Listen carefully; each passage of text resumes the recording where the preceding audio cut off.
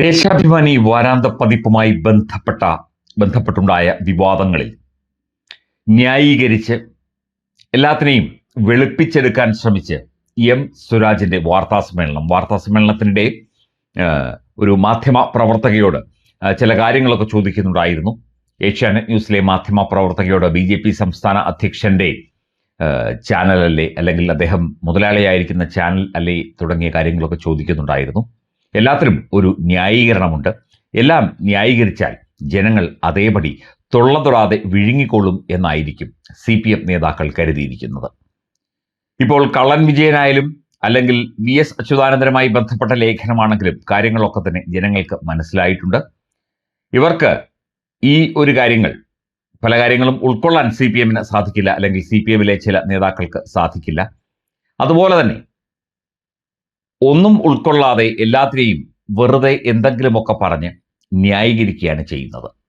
വാരാന്ത പതിപ്പിന്റെ ചുമതലയുണ്ടായിരുന്ന KR അജയനെ മാറ്റിയത് സ്വാഭാവികമായ മാറ്റമാണ്. അങ്ങനെ ഡിപ്പാർട്ട്മെന്റുകളൊക്കെ മാറ്റിക്കൊടുക്കാറുണ്ട്. മാത്രമല്ല, ഇദ്ദേഹത്തോട് വിശദീകരണം ചോദിച്ചതുമായി ബന്ധപ്പെട്ട് ചോദിച്ചപ്പോൾ അതിനും ന്യായീകരണവുമായിട്ട് സ്വരാജ് രംഗത്തെത്തുന്ന കാഴ്ചയാണ് കണ്ടത്. തീർച്ചയായിട്ടും ഇത്തരം ന്യായീകരണങ്ങൾ ജനങ്ങൾ വിശ്വസിച്ചിരുന്ന, അല്ലെങ്കിൽ സഖാക്കളെങ്കിലും വിശ്വസിച്ചിരുന്ന ആ ഒരു കാലമൊക്കെ പോയി എന്നുള്ള കാര്യം സ്വരാജിന് ആരെങ്കിലും പറഞ്ഞു കൊടുത്തിരുന്നെങ്കിൽ നന്നായേനെ എന്ന് തോന്നും ഇദ്ദേഹത്തിന്റെ ഈ വാദങ്ങളൊക്കെ കേട്ടാൽ. ഉദ്ദേശം എല്ലാവർക്കും വ്യക്തമായി, ലക്ഷ്യവും എല്ലാവർക്കും വ്യക്തമായി. അതിനിടയിൽ ഒരു വിവാദമുണ്ടായി, അതിനെ എങ്ങനെങ്കിലും മറച്ചു പിടിക്കണം, അതിനു വേണ്ടിയുള്ള ശ്രമങ്ങളാണ് ദിവസങ്ങളായി നടത്തിക്കൊണ്ടിരിക്കുന്നത്. അതനുസരിച്ച് ഇവരുടെ എല്ലാ കള്ളികളും പുറത്തായിക്കൊണ്ടിരിക്കുകയാണ് എന്നതാണ് മറ്റൊരു കാര്യം. KR അജയനെ ചുമതലയിൽ നിന്ന് മാറ്റിയ നടപടി ശരിവെച്ച സംസ്ഥാന സെക്രട്ടേറിയറ്റ് മാനേജ്മെന്റിന്റെ ഇടപെടൽ ഉചിതമായിരുന്നു എന്നാണ് ഇപ്പോൾ വിലയിരുത്തിയിരിക്കുന്നത്. ഒന്നാം പേജിൽ VS അച്യുതാനന്ദന്റെ ലേഖനവും അവസാന പേജിൽ കള്ളൻ വിജയൻ എന്ന തലക്കെട്ടിലുള്ള ഫീച്ചറും വരുന്നത് അനാവശ്യ വിവാദങ്ങൾക്കും വ്യാഖ്യാനങ്ങൾക്കും ഇടയാക്കും. അതുകൊണ്ടാണ് അത്തരത്തിൽ ഒരു നടപടി സ്വീകരിച്ചത് എന്നാണ് പറയുന്നത്. ഇതിനെ തുടർന്നാണ് മാറ്റങ്ങൾ വരുത്തിയത് എന്നും റെസിഡന്റ് എഡിറ്റർ കൂടിയായ മുൻ MLA സ്വരാജ് വ്യക്തമാക്കുന്നു.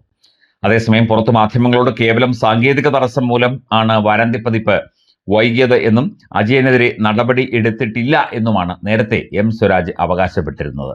നിന്ന നിൽപ്പിൽ മലക്കം മറിയുന്ന കാഴ്ചയാണ് മാധ്യമങ്ങൾ കണ്ടത്. എന്നാൽ പാർട്ടി യോഗത്തിൽ സ്വരാജ് ഈ നിലപാട് തിരുത്തുകയായിരുന്നു എന്നാണ് അറിവ്.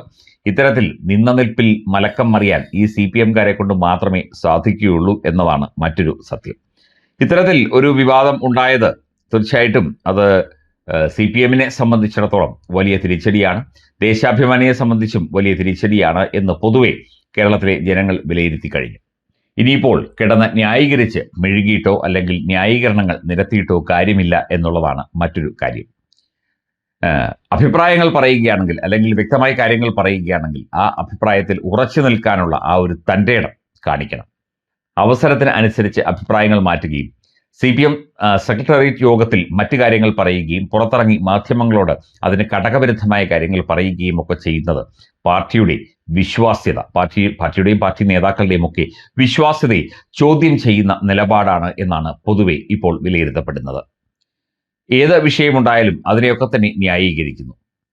തിരഞ്ഞെടുപ്പിൽ തോൽവിയുണ്ടായതിന് കാരണം മറ്റൊരു വ്യക്തിയാണ് എന്ന് പറഞ്ഞ് അയാളുടെ തലയിൽ കെട്ടിവെച്ച് രക്ഷപ്പെടാൻ ശ്രമിക്കുന്നു. കഴിഞ്ഞ ദിവസം പറഞ്ഞത് സംസ്ഥാന നേതൃത്വത്തിന് ശക്തമായ വീഴ്ച പറ്റി എന്നുള്ളതാണ് ഇപ്പോൾ PB യോഗത്തിൽ ഉയർന്നു വന്നിരിക്കുന്ന മറ്റൊരു കാര്യം.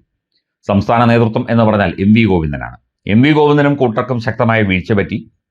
പല കാര്യങ്ങളിലും ജനങ്ങളോട് ഇടപഴകുന്നതിൽ, ജനങ്ങളോട് കാര്യങ്ങൾ ബോധ്യപ്പെടുത്തുന്നതിൽ ശക്തമായ വീഴ്ച പറ്റി എന്നൊക്കെയുള്ള കാര്യങ്ങൾ ഇപ്പോൾ CPM-ൽ വലിയ ചർച്ചയാവുകയാണ്. അതിനിടയ്ക്കാണ് ഇപ്പോൾ ഈ ദേശാഭിമാനി വാരാന്ത്യ പതിപ്പുമായി ബന്ധപ്പെട്ട ലേഖനമുണ്ടായത്. കള്ളൻ വിജയൻ എന്ന വ്യക്തി പിണറായി വിജയനാണ് എന്ന് ജനങ്ങൾ ധരിക്കും എന്നുള്ള ഒരു ചിന്തയായിരുന്നു പൊതുവെ ദേശാഭിമാനിയിൽ ഉണ്ടായിരുന്നത് എന്ന് പറയപ്പെടുന്നു. കള്ളൻ വിജയൻ എന്ന് പറയുന്നത് മറ്റൊരു വ്യക്തിയാണ്. അത് മുൻ മുഖ്യമന്ത്രി പിണറായി വിജയൻ ആകണം എന്നൊന്നുമില്ല. പിണറായി വിജയനെ അത്തരത്തിൽ ചിത്രീകരിക്കും, മോശമായി ചിത്രീകരിക്കും എന്നുള്ള കാര്യം കൊണ്ടും VS അച്യുതാനന്ദനെ അദ്ദേഹത്തിന്റെ ഓർമ്മകളെ അനുസ്മരിപ്പിക്കും വിധമുള്ള വലിയ ഒരു ഗെറ്റപ്പ് അതിന് കൊടുക്കും എന്നുള്ള, അല്ലെങ്കിൽ കൊടുത്തു എന്നുള്ള ആ ഒരു ധാരണയിലാണ് ഇത്തരത്തിൽ ഒരു വിവാദം അല്ലെങ്കിൽ ഇത്തരത്തിൽ ഒരു പ്രതിസന്ധി ദേശാഭിമാനിയിൽ ഉണ്ടായത്. അത് തുറന്നു പറയാൻ അവർക്ക് സാധിക്കില്ല. തുറന്നു പറയുന്നത് അത് പാർട്ടിയുടെ ഒരു രീതിയല്ല, പാർട്ടിക്ക് ഗുണം ചെയ്യില്ല. പാർട്ടിക്ക് ദോഷമേ ചെയ്യുകയുള്ളൂ. കാരണം വി.എസ്. അച്യുതാനന്ദനെ സ്നേഹിക്കുന്ന അനേകായിരങ്ങൾ ഇന്നും ആ പാർട്ടിയിലുണ്ട് എന്നത് മറ്റൊരു സത്യം. അപ്പം വി.എസ്. അച്യുതാനന്ദനെ മാറ്റിവെച്ചിട്ട് അതിനിടയിലൂടെ ഈ കള്ളൻ വിജയൻ കൂടി കടന്നു വരുമ്പോൾ ഉണ്ടാകുന്ന ആ ഒരു പ്രതികരണങ്ങൾ, സഖാക്കളുടെ പ്രതികരണങ്ങൾ ഭയന്നിട്ടായിരിക്കാം ഇത്തരത്തിൽ ഒരു പ്രശ്നമുണ്ടായത്. അത് ദേശാഭിമാനി റെസിഡന്റ് എഡിറ്റർക്കും ചീഫ് എഡിറ്റർക്കും ഒന്നും തുറന്നു പറയാൻ സാധിക്കില്ലല്ലോ. എന്തായാലും പറഞ്ഞത് മാറ്റി പറഞ്ഞിരിക്കുന്നു. ഇനിയും മാറ്റി പറയും, പലതും മാറ്റി പറയും. എന്തെങ്കിലും ഉത്തരം മുട്ടിക്കഴിഞ്ഞാൽ മാധ്യമങ്ങളോട് തർക്കിക്കും, മാധ്യമങ്ങളോട് തിരിച്ച് അങ്ങോട്ട് ചോദ്യങ്ങൾ ചോദിക്കും. ആ ചോദ്യം ശരിയല്ല എന്ന് പറയും. ആ ചോദ്യത്തെ ഞങ്ങൾ അങ്ങനെയല്ല വിലയിരുത്തുന്നത് എന്ന് പറഞ്ഞ് വലിയ വാഗ്ധോരണിയൊക്കെ പ്രകടിപ്പിക്കും. ഇതൊക്കെ തന്നെ ഇവിടെ നടന്നു പോകുന്നത്. വെറുതെയാണോ CPM എന്ന് പറഞ്ഞാൽ, അല്ലെങ്കിൽ communist party of India Marxist എന്ന് പറഞ്ഞാൽ ജനങ്ങൾ 10 അടി ദൂരെ മാറിപ്പോകുന്ന അവസ്ഥയിലേക്ക് കാര്യങ്ങൾ എത്തിച്ചേർന്നത്?